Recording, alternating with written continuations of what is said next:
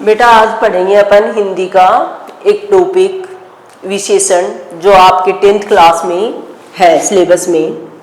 तो विशेषण क्या होता है इसके बारे में मैं आपको बताऊंगी कि जो शब्दों की विशेषता बताते हैं उन्हें क्या कहा जाता है। उनमें से संज्ञा शब्द हो सकते हैं, सर्वनाम शब्द हो सकते हैं। तो विशेषता किन की बताई जाती है? संज्ञा और सर्वनाम शब्दों की ही बताई जाती है।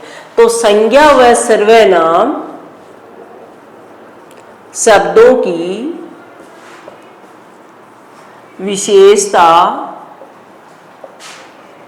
बताने वाले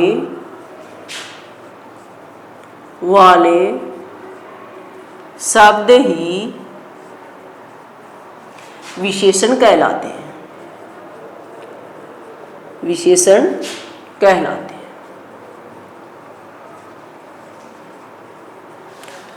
तो संज्ञा शब्द है राम, श्याम,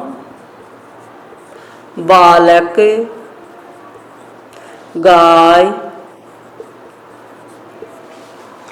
तो इनसे पहले अपन कोई भी संज्ञा शब्द इनके पहले भी काम में ले सकते हैं और बाद में भी काम में ले सकते हैं। अब इनको पहले और बाद के आधार पर भी क्या संज्ञा शब्दों को दो भागों में बांट दिया गया है।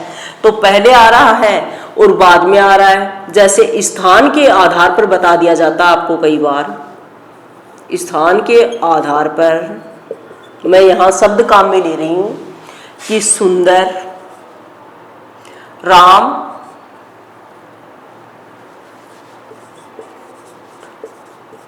सुंदर शब्द काम में ले लिया, श्याम अच्छा काम में ले लिया। अगर यही शब्द मैं इसके बाद में काम में लेती हूं, सुंदर, राम सुंदर लड़का है,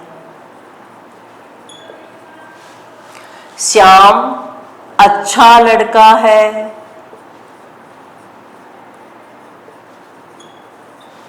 बालक।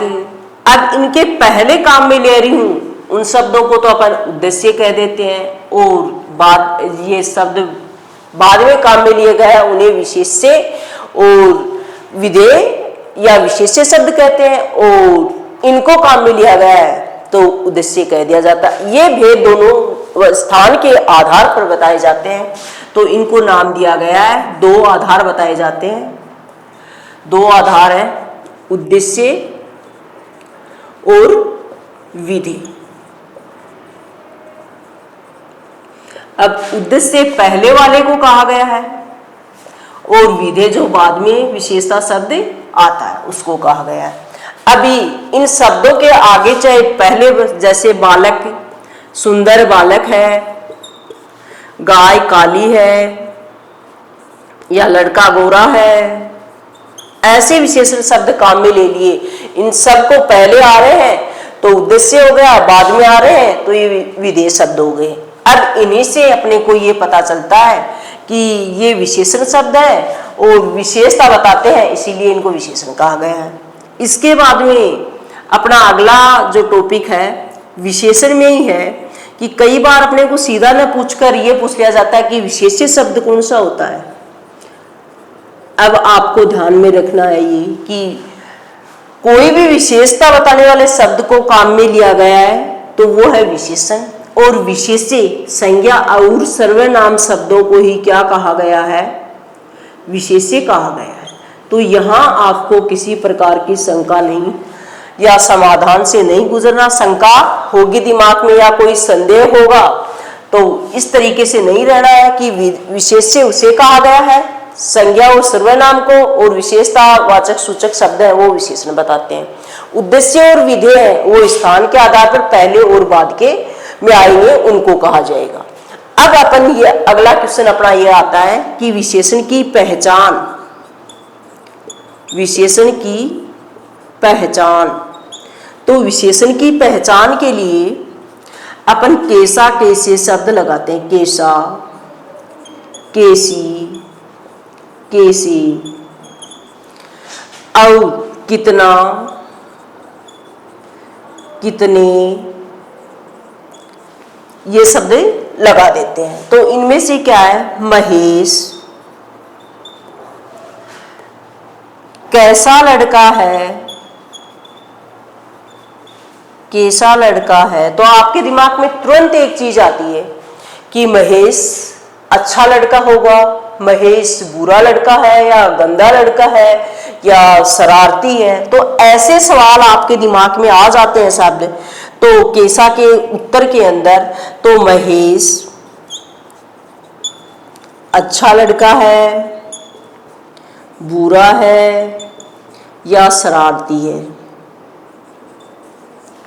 या आपके पास में किसी की काउंटिंग करने वाले संख्यावाचक शब्द आ जाते हैं, जैसे मेरे पास 5 पुस्तकें हैं, 5 हिंदी की पुस्तकें हैं। तो इन शब्दों का यहां कैसा कैसी इनका उत्तर मिलता है, वही शब्द क्या होते हैं? विशेषण शब्द होते हैं। अब अपने को ध्यान में रखना है कि विशेषण आपको जब भी पढ़ाया जाता है तो आप कोई भी वाचक शब्द देखते हो या आपको कई बार विशेषण पढ़ाते वक्त आपको 4 भेद बता दिए जाते हैं, 5 भेद बता दिए जाते हैं, या आपके खुद के दिमाग में भी वो चीजें आने लग जाती हैं, क्योंकि ग्रामर आप 3rd क्लास से पढ़ते चले आ रहे हो। तो सबसे पहले आपके दिमाग में ये चीज आएगी कि विशेषण के भेद होते कितने हैं। विशेषण के भेद, तो विशेषण के भेद बेटा 4 होते हैं। 4 भेदों के नाम है गुणवाचक, गुणवाचक विशेषण,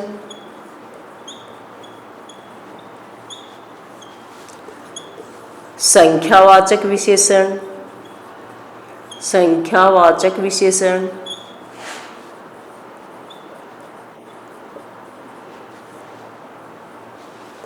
नंबर 3 परिमाणवाचक विशेषण, परिमाणवाचक विशेषण। अब ये परिमाण शब्द लिखते ही आपके दिमाग में कि ये परिणाम भी लिख देते हो कई बार आप लोग। तो परिमाण नाप तोल, किसी भी वस्तुओं का नाप तोल किया जाता है वहां काम में लिया जाता है, और परिणाम जो आपका रिजल्ट होता है उसके लिए काम में लिया जाता है। तो यहां अपना जो परिमाण है वो नाप तोल के विषय में है। अगला चौथा भेद होता है सार्वनामिक, नामिक या संकेतवाचक विशेषण, संकेतवाचक विशेषण। अब आपके दिमाग में आ गया होगा कि गुणवाचक जो विशेषण है उसमें व्यक्तियों की विशेषताएं होती हैं, जैसे गुणवाचक में गुण में रूप, आकार, स्थिति, दिशा, दोष, स्पर्श या कालवाचक। ऐसे शब्द जब आपके दिमाग में आते हैं तो आपके दिमाग में ये चीज आ गई होगी कि ये गुण, रूप, आकार, स्थिति, दिशा, दोष, स्पर्श, काल। तो गुणवाचक में रूप में कोई काला है, गोरा है, आकार में कोई छोटा है, मोटा है, स्थिति में आपकी जो गरीबी है, अमीरी है, दिशा में आपकी उत्तर दिशा, दक्षिण दिशा, उत्तर दक्षिण, या जाए दोष में आप पागल हो या आप शैतान हो, कोई बुरी आदत है जैसे चोरी करने की आदतें हैं वो आ जाएगा। स्पर्श में आपका कौन से आ जाएगा? स्पर्श में आपके शब्द आएंगे जैसे कठोर, मुलायम, ये। और काल में आपके काल में शब्द आएंगे आधुनिक, आधुनिक, प्राचीन या नवीन, ऐसे शब्द जहां आए वो कालवाचक है। तो गुणवाचक विशेषण में ऐसे शब्द जो किसी वस्तु या व्यक्ति के गुण, रूप, आकार, दशा, स्थिति आदि के बारे में बताते हैं। अब संख्यावाचक विशेषण, तो संख्या, आपको इस चीज में बताया कि संख्या किसी की काउंटिंग के लिए शब्द काम में लिया गया है।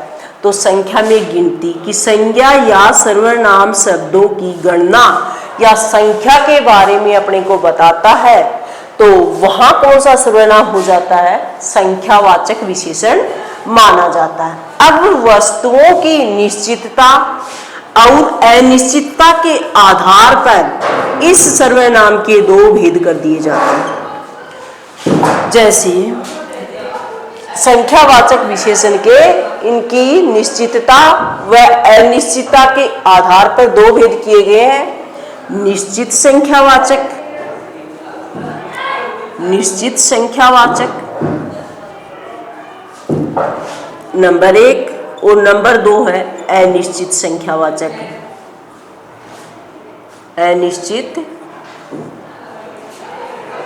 अनिश्चित संख्यावाचक विशेषण। अब आपको पता है कि निश्चित में तो क्या है, उनकी संख्या निर्धारित या निश्चित होती है, जैसे 1, 2, 3, 4, 5 कैसे भी। अनिश्चित संख्या में क्या होता है, उनकी संख्या निश्चित नहीं होती। अब निश्चित संख्यावाचक में गणना के आधार पर इसके 4 भेद कर दिए जाते हैं। 4 भेद इसके किए गए हैं। अब 4 में आप ये सोचोगे कि संख्या के 4 भेद कैसे हो गए, तो इनके भी बेटा भेद किए गए हैं। उनमें है गणनावाचक नंबर 1, गणनावाचक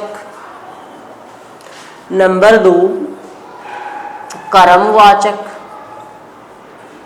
नंबर 3 आवर्तीवाचक और नंबर 4 समुदायवाचक। अब गणनावाचक में क्या होता है कि आप डेली काम में लेते हो शब्द 1, 2, 3, 1, 2, 4 ऐसे शब्द आएंगे।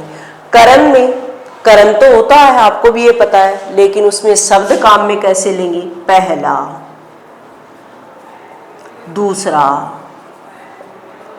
तीसरा, ये शब्द काम में लोगे। आवर्तीवाचक शब्दों में क्या होता है, आवर्ती में आप शब्द काम में लेते हो। जैसे आप ये कहते हो कि किसी कपड़े को फोल्ड करते हो, तो ये कहते हो कि चौड़ा कर लिया या चौगुना कर लिया, तो आप यहां लिखते हो तिगुना, तिगुना, चौगुना या दूना, ऐसे शब्द काम में लेते हो, वहां आवर्ती वाचक शब्द का प्रयोग कर दिया जाता है। अब आपका बच जाता है समुदायवाचक। तो समुदायवाचक में आप लिखोगे दोनों, चारों, ऐसे शब्द, पांचों, या कोई विशेष जैसे शतक, दशक, ऐसे शब्द यहां समुदायवाचक में काम में लोगे। इसके बाद में आपका आता है परिमाणवाचक। परिमाणवाचक विशेषण में होता है कि वस्तुओं का नाप, नाप और तोल। अब नाप भी आपको पता है कि निश्चित नाप भी होता है और अनिश्चित नाप भी होता है। अनिश्चित नाप में, अनिश्चित, पहले मैं आपको एक चीज बताना भूल गई कि अनिश्चित संख्यावाचक विशेषण में आपको शब्द नहीं बताए कि कैसे शब्द आते हैं। तो इसमें यहां आपके जो शब्द आते हैं वो शब्द आते हैं कोई, कुछ, कि यहां काउंटेबल शब्द नहीं आए, वहां अनिश्चित संख्यावाचक विशेषण होगा। अब यहां अपने नाप तोल की परिमाणवाचक विशेषण की बात चल रही है, तो नाप तोल में भी परिमाणवाचक विशेषण के क्या है, 2 भेद कर दिए गए, निश्चित परिमाणवाचक और अनिश्चित परिमाणवाचक। वाचक। तो इसके भी दो भेद यही हो गए, निश्चित और नंबर 2 अनिश्चित। और ये चीज यहां लागू होती है नाप तोल में कि निश्चित में 1 मीटर कपड़ा, 1 मीटर कपड़ा। अब मैं अनिश्चित में ये कह दूं कि दर्जनों पुस्तकें, जैसे मैं दर्जनों शब्द काम में ले लिया मैंने यहाँ, तो कितनी भी दर्जन हो सकती है। अगर मैं यहाँ 1 दर्जन शब्द काम में ले लेती कि 1 दर्जन, तो ये 1 दर्जन शब्द तो किस में चला जाता, यहाँ 1 दर्जन शब्द लिखते ही तो ये निश्चित परिमाण में चला जाता, और यहाँ दर्जनों शब्द काम में लिया है तो ये अनिश्चित में चला जाएगा। अब यहाँ परिमाणवाचक विशेषण की आपको ये विशेषता पता चल गई, तो ये भी आपका गलत नहीं होगा। अब सार्वनामिक या संकेतवाचक विशेषण का प्रयोग होता है। तो यहाँ आपको सार्वनामिक शब्द आते ही आपके दिमाग में सर्वनाम आ जाना चाहिए, लेकिन सर्वनाम दिमाग में आते ही आपकी ये चीज भी आनी चाहिए कि कोई भी सर्वनाम शब्द जब काम में लिया जाता है तो जो संज्ञावाचक शब्द है वो भी उसके तुरंत साथ में आना चाहिए।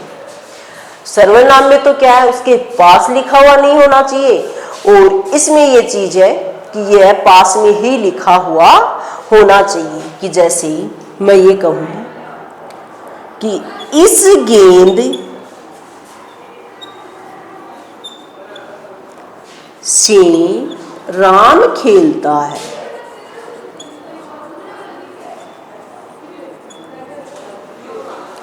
तो यहां कौन सी गेंद से खेल रहा है, इस गेंद से खेल रहा है। तो इस, उस, ये, वे शब्द क्या है, सार्वनामिक है। और यहाँ गेंद शब्द आया है, आपको पता है कि गेंद शब्द है वो संज्ञावाचक विशेष वो है। तो संज्ञावाचक शब्द जहां आ गया, संज्ञा शब्द आ गया, वहां सार्वनामिक विशेषण होता है। वो किसकी तरफ इशारा कर रहा है कि इस गेंद से राम खेलता है। तो राम के लिए, ये गेंद के लिए सबसे पहले सर्वनाम शब्द का प्रयोग किया है, और आगे जो संज्ञा शब्द है वो इसके साथ में लिखा हुआ है, इस कारण यहाँ सार्वनामिक विशेषण होगा। तो ये थे विशेषण के प्रकार, और ये टॉपिक इतना यहाँ आपका कंप्लीट होता है। इसके बाद अपन पढ़ेंगे कि एक शब्द और आ जाता है आपका कि प्रविशेषण क्या चीज होती है। तो ये प्रविशेषण भी कोई बला नहीं है, ये भी आपके सिलेबस में ही है। और जैसे विशेषण संज्ञा और सर्वनाम शब्दों की विशेषता बता देते हैं, वैसे ही प्रविशेषण है वो विशेषण शब्दों की विशेषता बता देगा।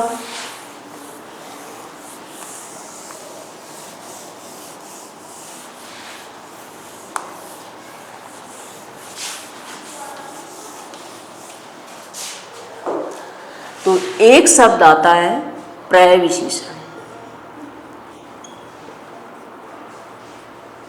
जैसे मैं ये कहूं कि राम बहुत सुंदर लड़का है,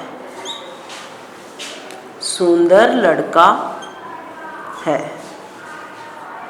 तो यह राम की विशेषता क्या है, सुंदर है, लेकिन सुंदर में भी क्या है, वो बहुत सुंदर है।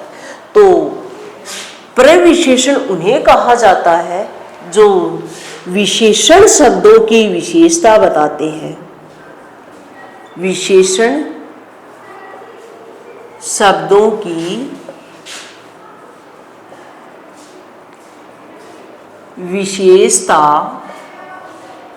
बताते हैं, उन्हें विशेषण कहा जाता है।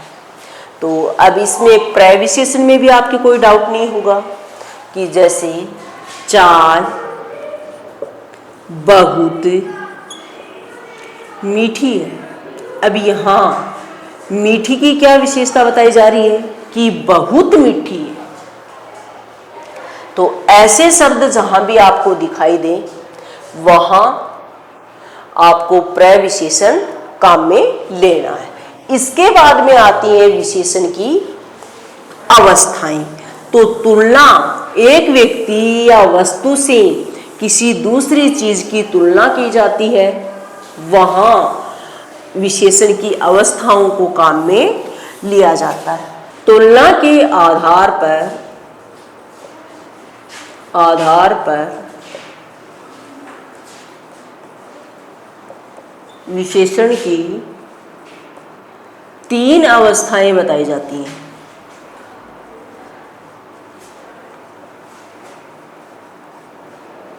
तीन अवस्थाएं बताई गई हैं। अब तुलना के आधार पर 3 अवस्थाएं कौन सी होती हैं? मूलावस्था, उत्तमावस्था, मूला अवस्था,